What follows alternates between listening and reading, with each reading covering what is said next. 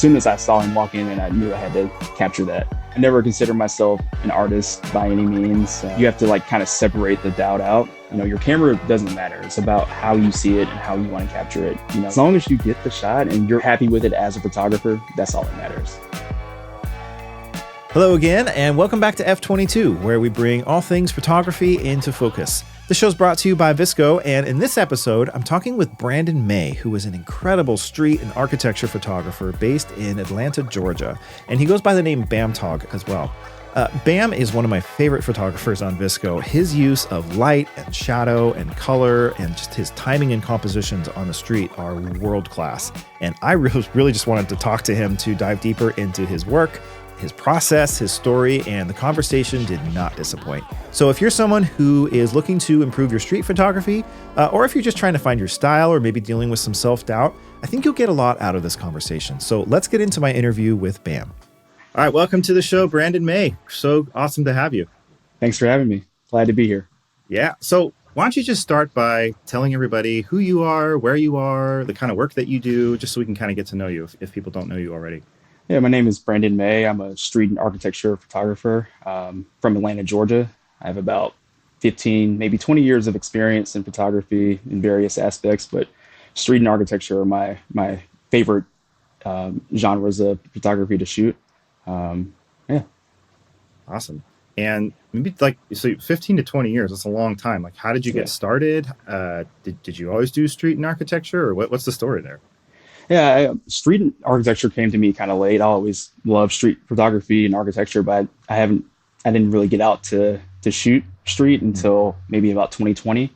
I've always studied street photographers and how they shoot, but I really got started, I think, when I was in high school. My dad was into photography, and he passed that along to me.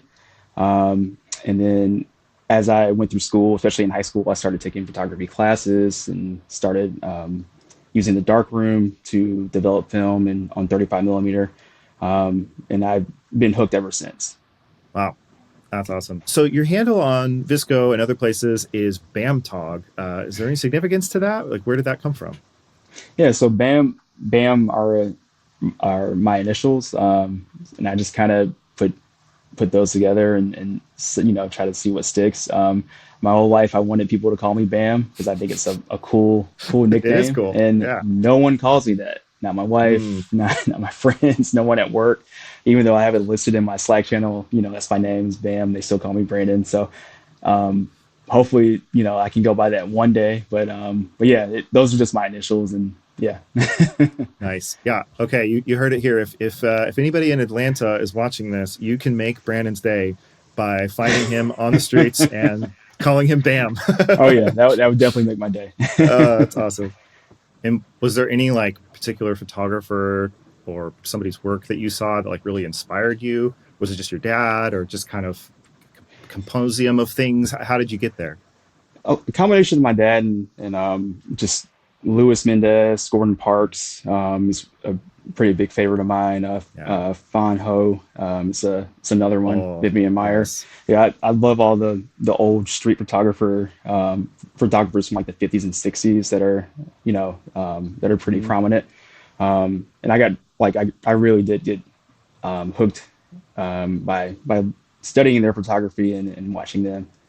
Yeah, actually, when you mentioned Fan Ho, that really makes sense because you have such a distinct, hard shadows, geometric lines, and silhouettes, and so many of the elements that he was such a master of.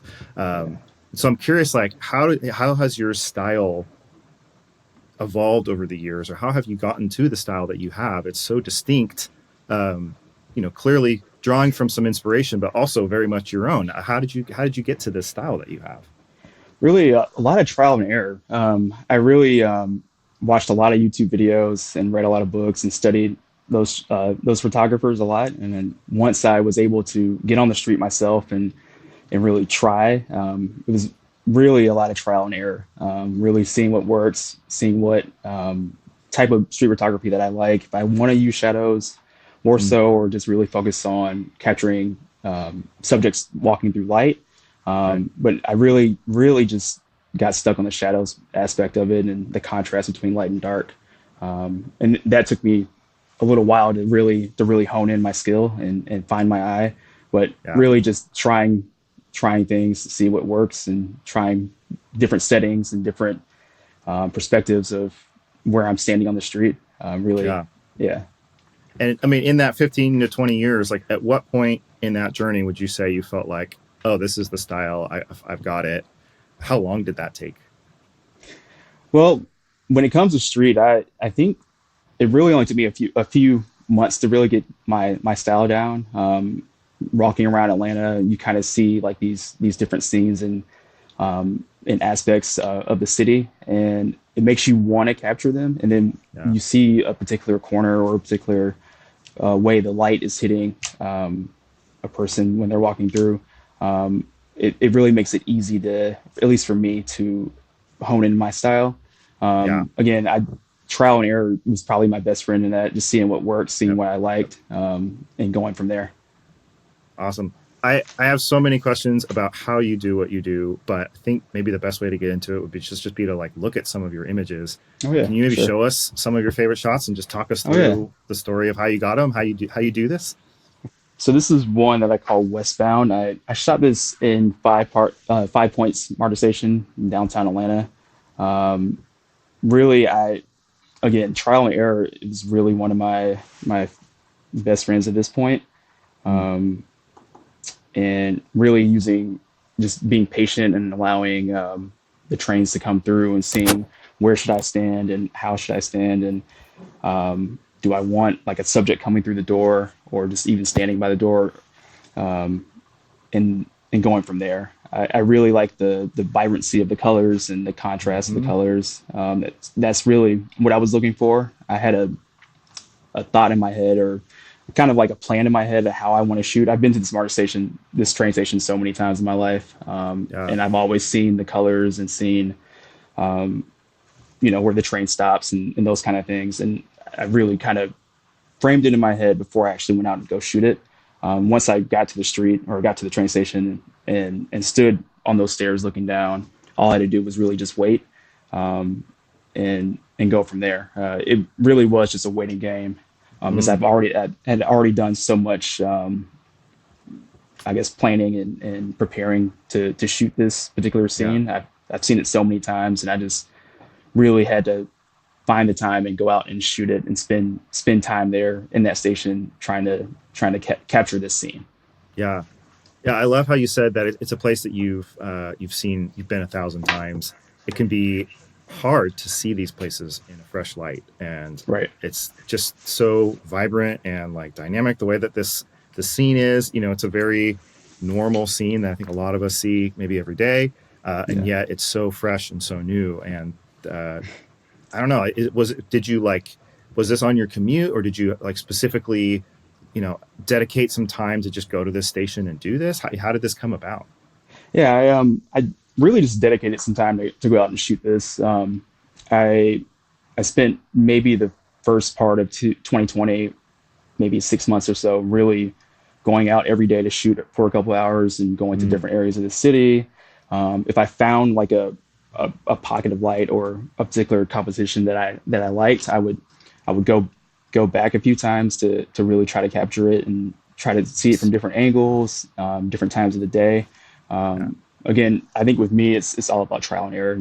I just have to see what I like, and seeing how the conditions change around the particular scene I want to shoot, and really go for there. yeah. Yeah, Amazing. Do thank you have you. any more? Yeah, a few more. I think this is one of my favorite ones. This Oh, one yes. has a Hitchcock vibe. Uh-huh. I grew up watching a lot of Hitchcock movies with my mom and my dad, and the contrast and the shadows that he has, the silhouettes Yes. really was a big influence on this one. I really got lucky shooting this particular frame.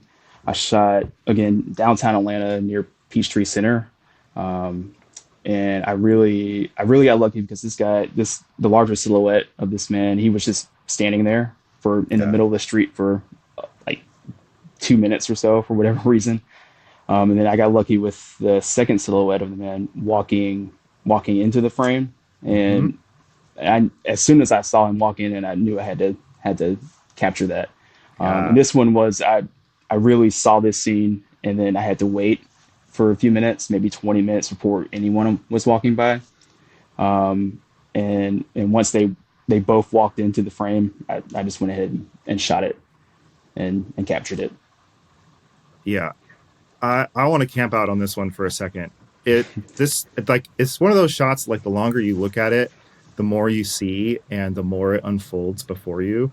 I mean, so first of all, like everything is just perfectly aligned, which I am such a sucker for. Like everything is in its like almost like contained in boxes. Yeah. That silhouette character is perfectly aligned between the character coming in from the side and the shadow that's behind him. And then even like the way that the street lights are, like everything's balanced. And then there's like that big, splash of yellow color at the top left. That's kind of balanced by the like bush kind of shadow on the Yeah. bottom right. Hmm. And I mean, it could almost be a black and white image were it not for that yellow color at the very top left that really kind of adds this other dynamic to it. And I mean, that character, like he almost looks like Alfred Hitchcock. Like it's Yeah. it's a very similar character. And then there's almost like, it's got to just be the shadow, but there's like almost like little like devil horns or something coming out of the character that's next to him. That like Yeah. makes you think of all kinds of, it's just, there's so much going on here.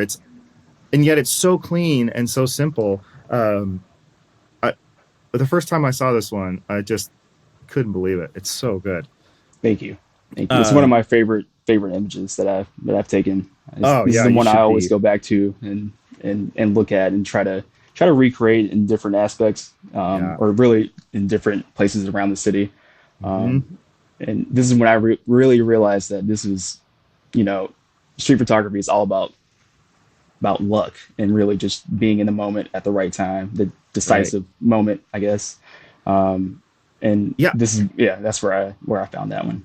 So I want to ask you about that too, because I think when I first got started with like street photography, I just assumed you'd be walking around and you'd see something like this and you'd just whip up your camera and get it real quick. And I found that that was impossible.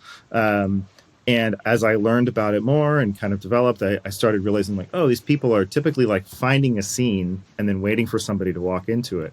Is that what happened here? Yeah, How, that's how did it exactly start? what Yeah. happened. Yeah, I'm really just finding a scene like you said, and just waiting for the action to happen. Mm, Sometimes, you know, a lot of times I have a scene kind of like this one, and there's no one walking by, there's no cars, nothing, no subjects coming in. You mm, kind of just have to keep it in your mind, make a bookmark, and go back and revisit it. right. Maybe on another day, maybe a little bit later on the same day, but you know, it kind of sticks with you when you Yeah. don't have when you don't feel like you have a complete scene. But sometimes you get lucky and you don't. I only have to wait like 5 minutes or so, and then I have a subject coming through and I can capture it then. Even 5 minutes is a long time to just stand there Yeah, yeah, waiting it for is. something to happen, holding a camera in your hand. You feel kind of silly. Uh, Yeah, that's great. Oh man. And then this scene looks pretty compressed. Like this doesn't feel like a 28 millimeter, like you were 5 feet away from these people. It feels like pretty far away and like maybe telephoto. Like, is it a longer lens? Is it, how did you, gear wise, how did this come about? so it wasn't a longer lens. I typically shoot on a 24 to 85, Okay. kit lens. I believe I shot this one around 85 millimeters. I Okay. was just Okay. standing maybe across the street, Right. and he was closer to the other side of the street, Hmm. not on the sidewalk, but just maybe kind of in the street a little bit. Yeah. And then the added depth of the street light or the traffic light with the shadows against the wall kind of just all Yeah. came together. Nice. Okay. So it was a little bit longer. And one last thing I'm noticing with this one, I'm just noticing this now. There's also that little splash of red color on the very bottom, balancing the yellow at the like top and bottom. Yet another Yeah. balance, like just perfection. Man, just 11 out of 10. Like this is such a Thank you. amazing photo that I hope I could take something like this one day. I really appreciate that. Yeah, I just if you have any more, I'm loving this. This one is another favorite of mine. I shot this on Ellis Street. in downtown Atlanta also. Really, I again just waiting for someone to walk by. I saw the scene before before anyone came by. And this is one of those days where I was waiting for about a good 20 to 30 minutes, just standing in a parking deck, looking over into the street. And then once the subject walked through the frame, I kind of framed it so I can get the sign also with him walking through. Yeah. And I just got really lucky with him kind of making the same walking pattern as the sign.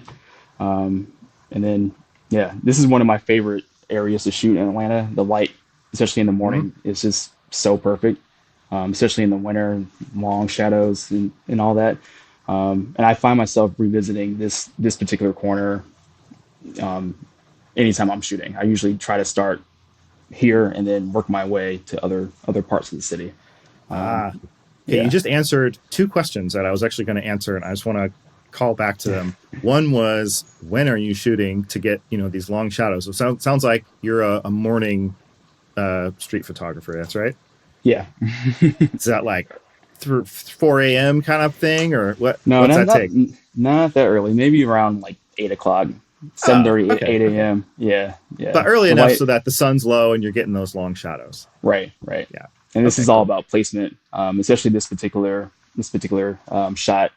The sun really just shines between those two buildings, and you can get real lucky with light flares or lens flares, and a car or people walking down the street, and you can change the composition. I've shot the same particular scene going higher in the parking deck where I was. Sometimes I'm standing at the very bottom of the parking deck or even on the street, and the composition is completely different. Yeah. It's a really, I guess, like a dynamic scene or corner to shoot. And yeah, I start here every time I go out and shoot. This is where I start, and really trying to get into like a groove or a pattern, and then just work my way around. That was my other question is, do you revisit the same places, or are you always going somewhere new? And it sounds like, are you doing like almost exactly the same route every time, or what does that look like? For the most part, I do the same route.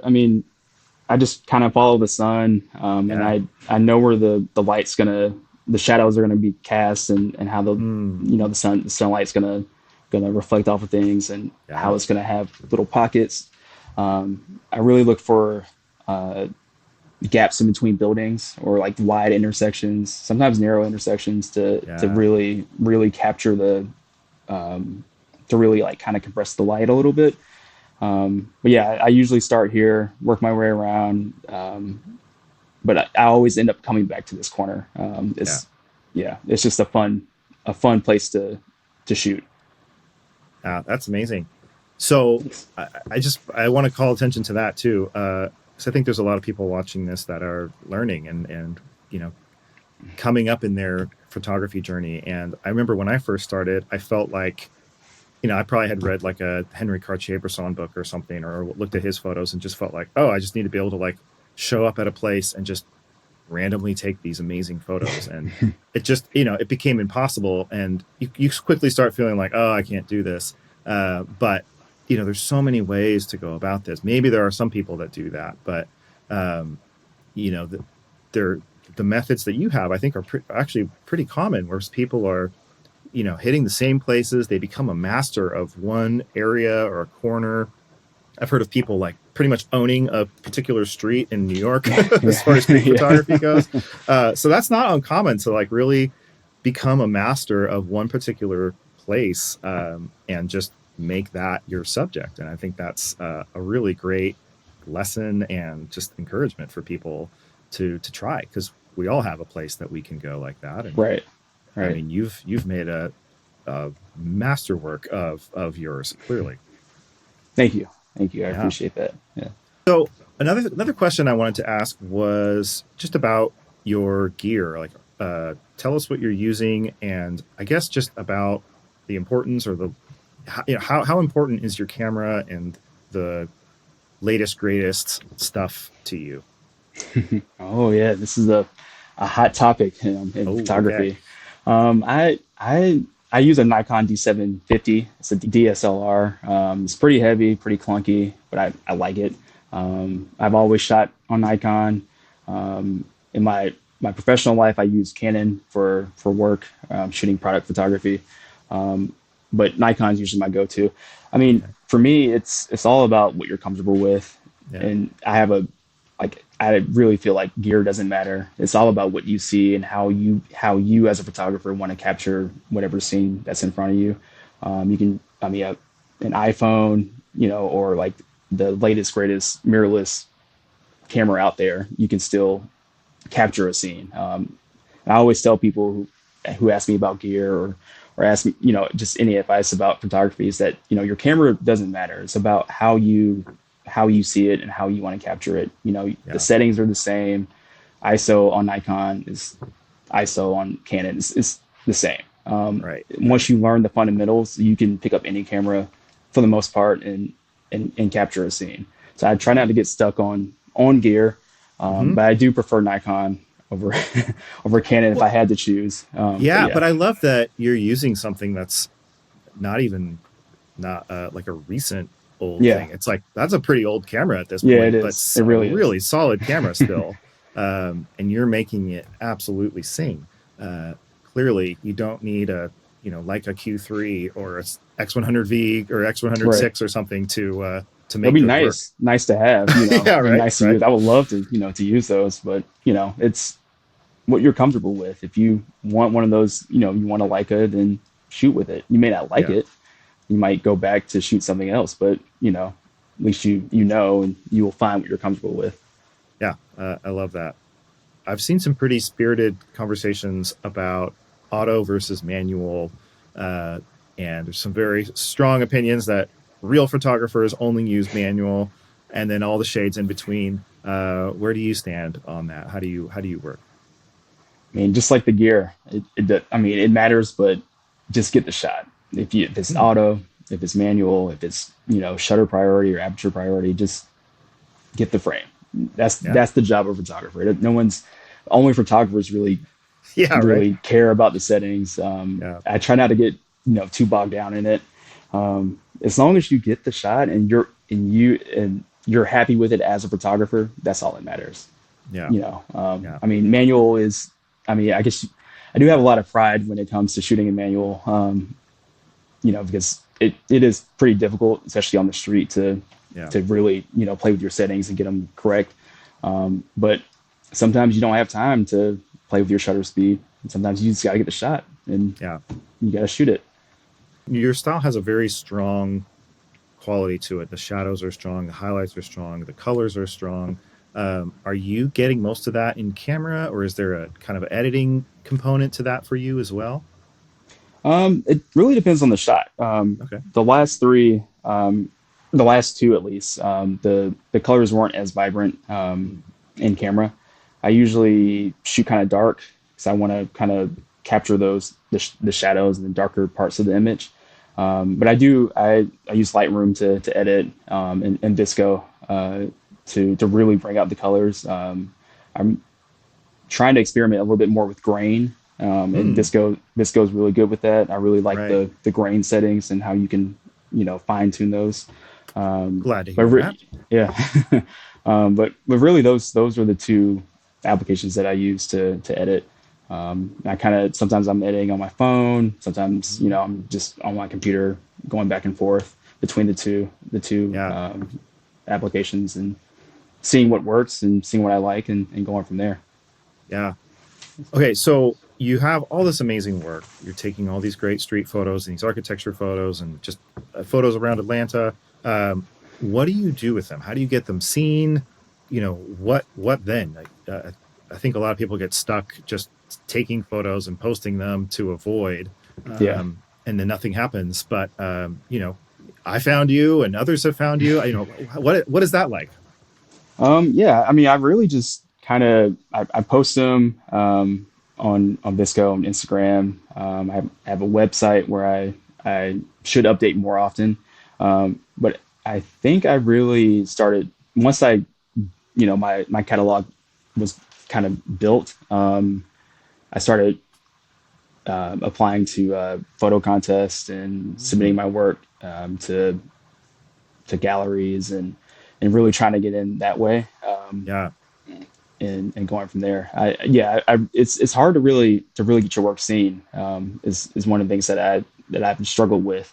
But you just got to keep trying. Yeah. I applied to Magnum Photography, Oh, wow. every year and get That's that rejection amazing. letter every year. But you just got to keep trying. Yeah. Someone's going to see your work, and then the rest is history. Once they do, you'll gain so much traction, and yeah, your work will get out there. Yeah. I feel like even on the Magnum website, most people's bio is like, you know, and then finally in this year, they were finally accepted. And it Right. kind of implies that they had been applying a lot. Yeah. Yeah. uh, I love that. This has come up in a couple of the other interviews. So you're submitting your work to galleries. Are you just cold calling them? Are you responding to a call that they have? Like, how are you getting your work out there in that way? Yeah. So I respond to the calls that they post. I Okay. use Instagram to find galleries and see when they have an open call. If they have like a street or architecture specific open call, then I'll try to apply to it. But really, yeah, just seeing, just finding galleries on Instagram or just online and seeing what they have available, if they even accept, new work or anything like that. Yeah. And then just apply.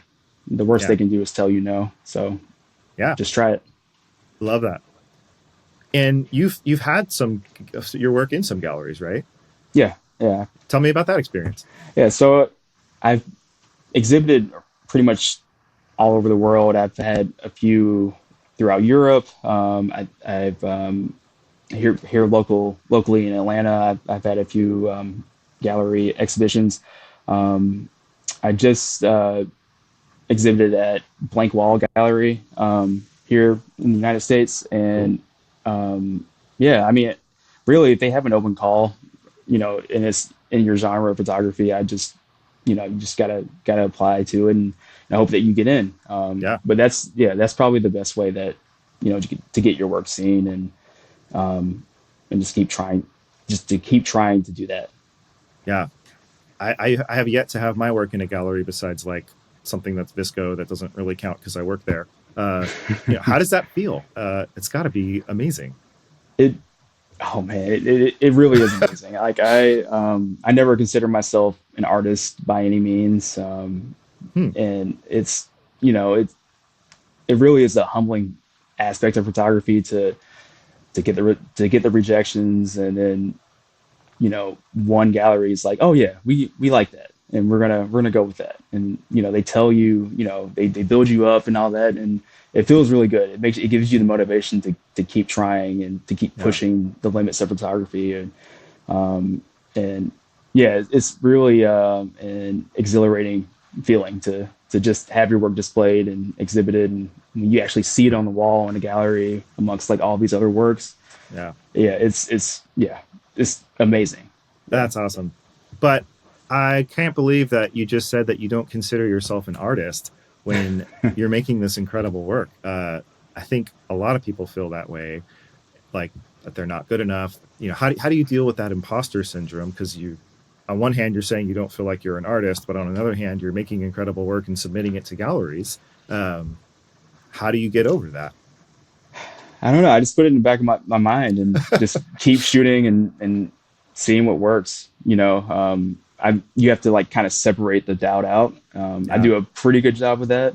And then really just keep trying to submit and get accepted to exhibitions and open calls.